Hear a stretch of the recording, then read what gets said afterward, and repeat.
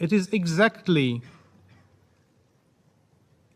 the safety of your nationals right now in Ukraine.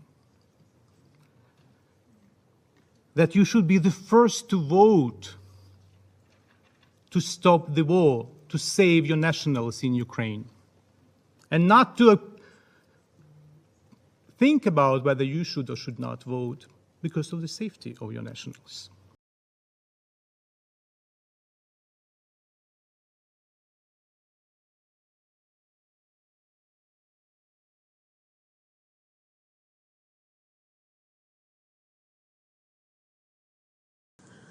No solution can ever be arrived at the cost of human lives. We are also deeply concerned about the welfare and security of the Indian community, including a large number of Indian students in Ukraine. जो कुछ हमने इन दिनों कुछ वक्त में देखा वो देख के हमारा दिल बहुत ज़्यादा टूटा, जहाँ पे हमारे देश के लोगों को बुरा बर्ताव किया गया यूक्रेन के सोल्जरों के साथ, पुलिस वालों के साथ, पोलैंड के बॉर्डर पे। उनको जितना मार पड़ी, उनको पिटाइयाँ लगी, जिस तरीके से उनके साथ रेसिज्म किया गया, वो देख के बहुत ज़्यादा हर देश के लोगों को बुरा लगा। हमारे देश ने न्यूट्रल रह के दुनिया को दिखाया कि हम ना यूक्रेन के साथ जाना चाहते हैं, ना ही रशिया के साथ। हम न्यूट्रल हैं यहाँ पे। ये आपका फैसला है और आप लड़िए। ये आपका युद्ध है, ये आपकी लड़ाई है, हमारी नहीं है। आप लड़िए इसमें। आपका जो फैसला होगा वो मंजूर होगा। हमारे देश ने ये तक कहा कि युद्ध ना करिए, अगर चीज़ें बातों से हल हो सकती है तो बात करिए। पर इसके बावजूद भी यूक्रेन की सरकार ने, यूक्रेन के ऑफिशियल्स ने हमारे देश के लोगों से अच्छा बर्ताव नहीं किया। उनको मारा गया, उनको पीटा गया, उनके साथ रेसिज्म हुआ गया, उनके साथ डिस्क्रिमिनेशन किया, क्योंकि उनका रंग गोरा नहीं था, उनका रंग ब्राउन था।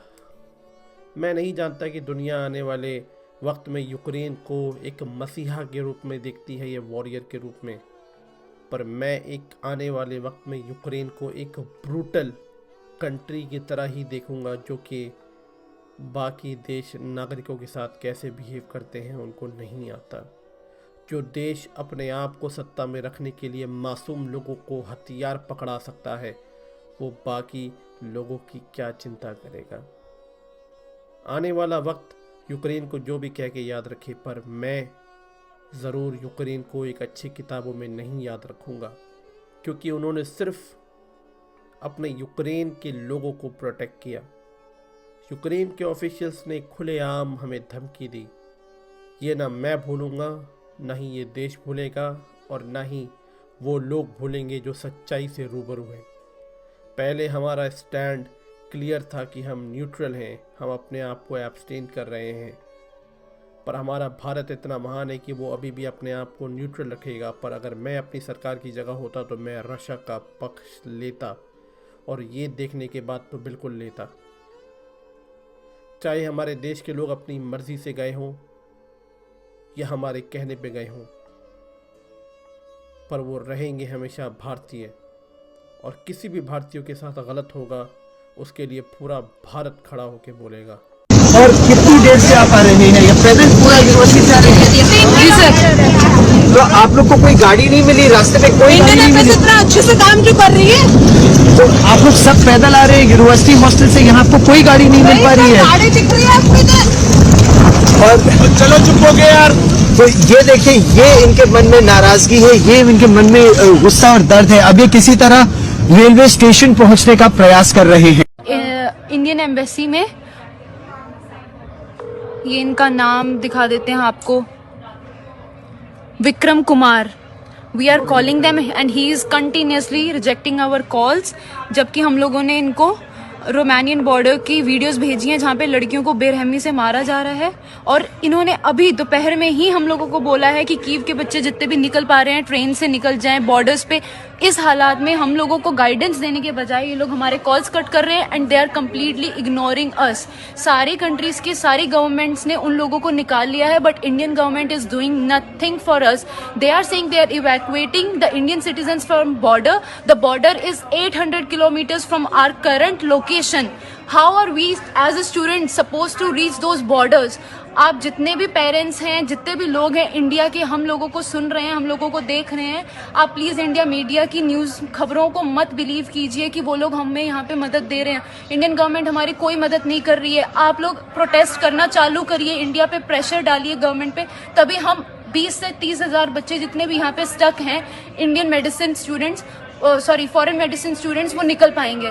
Thank you. जय हिंद, जय भारत। हमने इस हालत में एक और चीज़ बहुत ज़्यादा देखी, वो है हमारे भारतीयों की बुरी कंडीशन। हमारी सरकार बहुत अच्छा काम कर रही है, इसमें कोई शक की बात नहीं है, पर ऐसे बहुत सारे भारतीय हैं जो कि बॉर्डर से बहुत दूर हैं, जिनकी आवाज़ भी सरकार तक नहीं पहुंच रही है और जिनकी रीच भी बॉर्डर से बहुत दूर है, जो बॉर्डर से 800-900 किलोमीटर दूर हैं, जिनके लिए चल के जाना असंभव है, मुश्किल है, जिनके लिए ना तो कोई गाड़ी है, ना कोई व्हीकल है, ना यूक्रेन की लोग मदद कर रहे हैं, ना यूक्रेन की सरकार। उनको जहां कहीं देखा मारा जा रहा है, उनके साथ ब्रूटैलिटी हो रही है। उन वीडियोस को देख के मेरा भी खून खौलता है, पर मैं वीडियो बनाने के अलावा और इस आवाज़ को जनता तक पहुंचाने के अलावा और मेरे हाथ में कुछ भी नहीं है।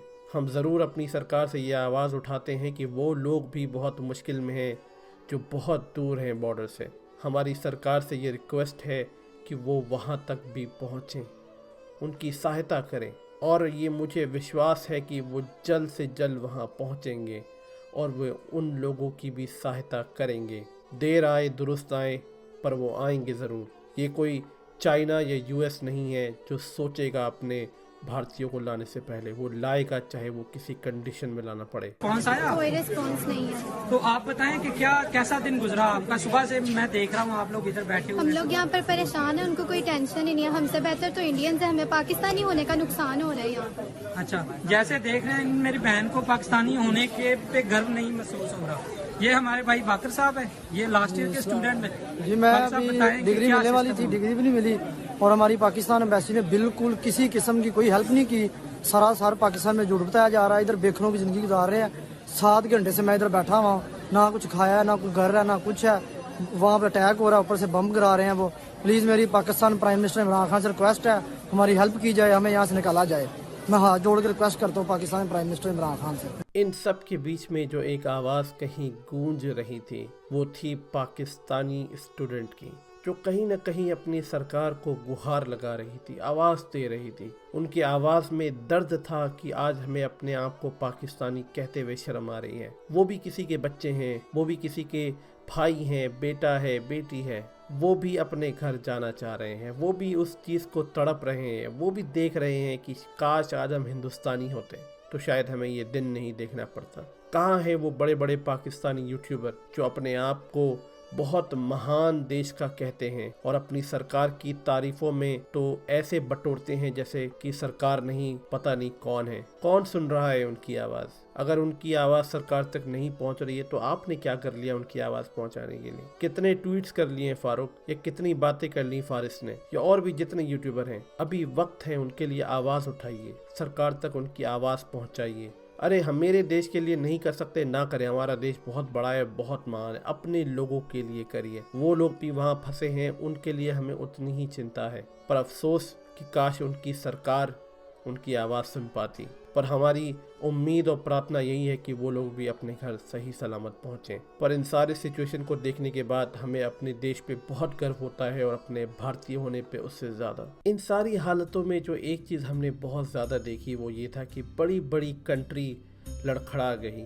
बड़ा बड़ा देश अपने लोगों को नहीं निकाल पाया। बड़े बड़े देशों को सोचना पड़ा कि वो अपने लोगों को निकाल पाएं या नहीं निकालें। उनको ये मजबूर होना पड़ा, अपने नागरिकों को रोकना पड़ा कि अभी रुक जाओ, हालत सही नहीं है, सिचुएशन सही नहीं है। बहुत सारे लोग उनके भी रोए, गिड़गिड़ाए, जैसे हमारे देश के लोग परेशान थे। पर इन सब में एक देश, एक किरण की रोशनी पूरे अंधेरे को उजाला कर गई, वो था हमारा देश भारत। हमारे देश ने कभी ये नहीं बोला कि हम अपने लोगों को छोड़ देंगे। उल्टा हमारे देश ने एक ऑपरेशन जारी करा और उसका नाम दिया ऑपरेशन गंगा। गंगा नाम क्यों? क्योंकि गंगा हमारे देश में एक माँ का प्रतीक है और कोई माँ अपने बच्चों को पीछे नहीं छोड़ती। हर देश के वासी जो यूक्रेन में फंसे हैं वो एक बच्चे हैं अपनी देश को लेके, अपनी माँ को लेके और गंगा को लेके, और ये ऑपरेशन गंगा अपने सारे बच्चों को लेके आई। सरकार ने एक बहुत अच्छा कदम लिया यहाँ पे जाके।